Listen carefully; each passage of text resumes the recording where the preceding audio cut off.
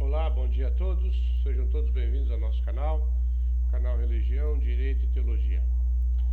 Mais uma vez estamos aqui para lhes apresentar uma obra de suma importância para a Reforma Protestante.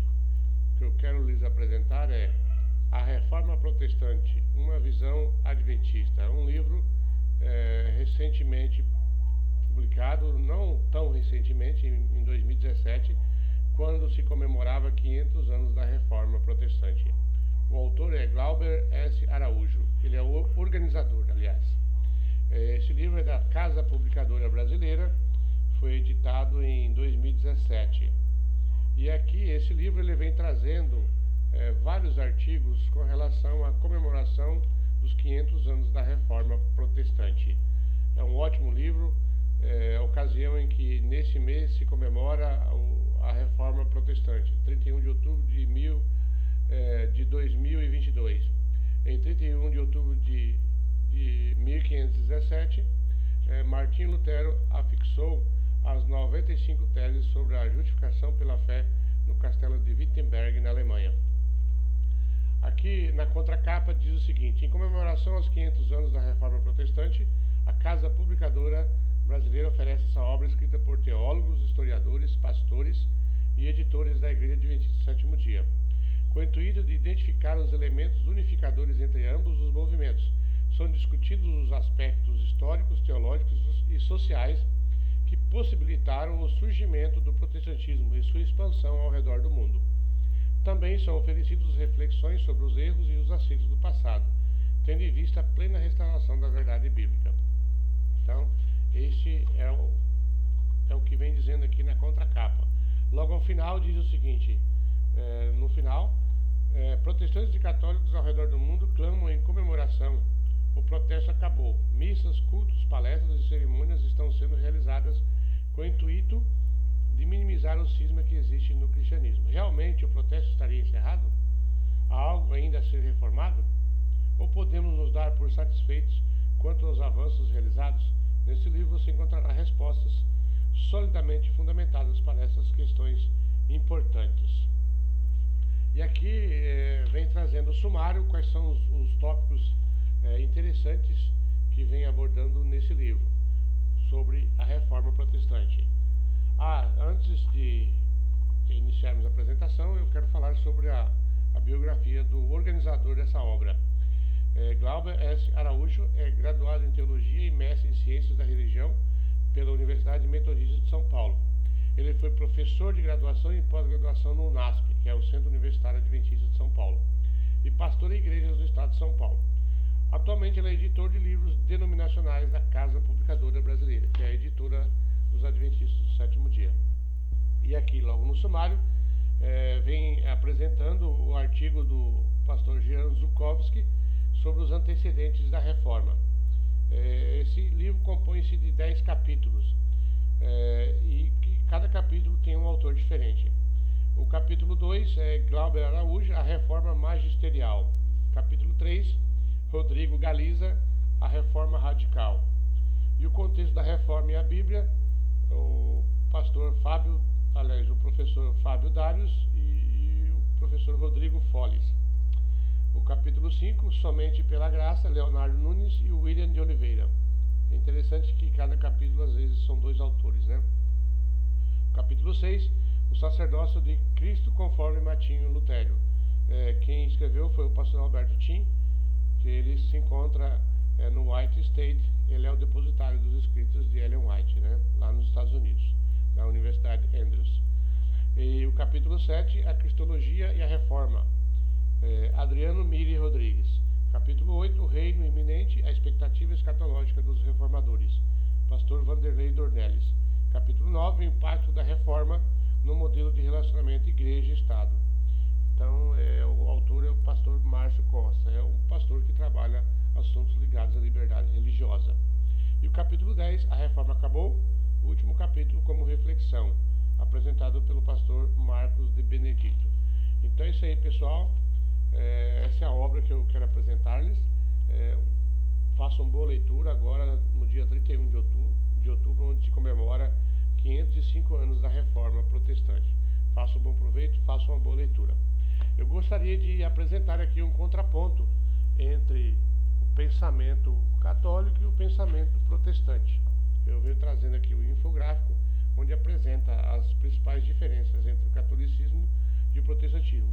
Eu também já lhes apresentei esse livro em um outro vídeo, Lutero, Sua Época, Vida e Legado, apresentado, aliás, escrito pelo pastor Vantuil G. dos Santos. Esse livro aqui é da CPAD, Casa Publicadora das Assembleias de Deus. É uma indicação também que eu já fiz para vocês. É um ótimo livro também, falando sobre a biografia de Lutero. E esse, que eu já vos apresentei agora, a Reforma Protestante, uma visão adventista. E o que eu quero apresentar aqui para vocês é um infográfico que eu tenho aqui, falando sobre a posição católica e a posição protestante. Com relação à salvação, qual que é a posição católica?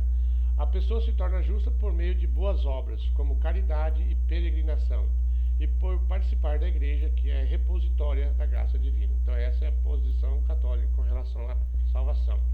Qual é a posição protestante? A pessoa é declarada justa por meio da fé em Cristo, que é o princípio da reforma sola fide, solamente pela fé, com base na livre graça de Deus. A base desse pensamento encontra-se no livro de Efésios, capítulo 2, versículo 8 e 9.